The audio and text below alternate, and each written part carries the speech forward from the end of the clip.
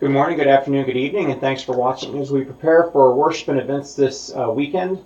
This weekend will be Sunday, September 22nd, 2019.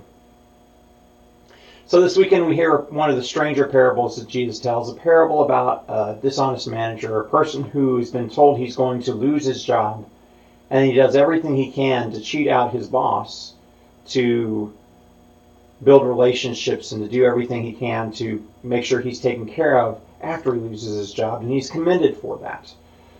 And so we may say, well, what do we do with a parable where Jesus lifts up somebody doing something that we would consider morally wrong?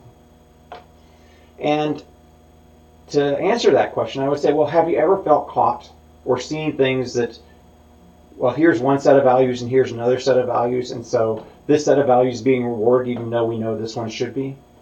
So a person works and does some things that are ethically questionable, but they get the result that they're hoping for, and they're rewarded for that, maybe those ethically questionable decisions. Or maybe a person works and works and works, and even though they're neglecting their home and their family, they're valued for that which they do at work.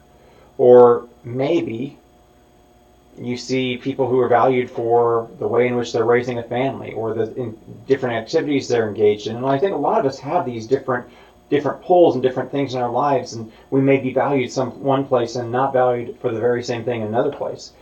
And sometimes I think we hear these messages, well, be good, but be fun. Be controlled, but be spontaneous. Be pretty or attractive, but eat whatever you want, whenever you want to eat it.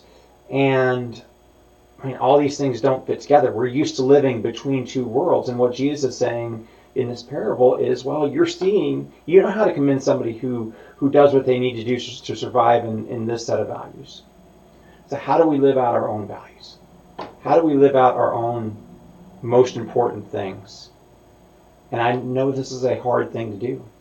We have a lot of pulls in a lot of different directions in our lives. And so we're going to talk about that this weekend.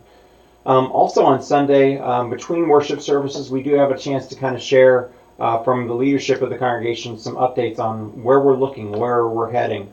It's a chance to kind of sit down, have coffee with council, our leadership, and as we look ahead to kind of not only budgeting for the next year, but also putting resources in the right place to do the ministry that we want to do next year.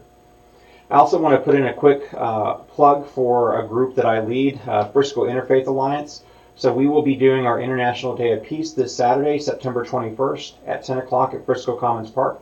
Everybody's invited to be a part of it. It's going to be a chance for the various religious communities in Frisco to come together and to pray for peace. And I'd love to see some people there for that as well. So again, thank you for watching. I hope you have a great week, and I look forward to seeing you this weekend.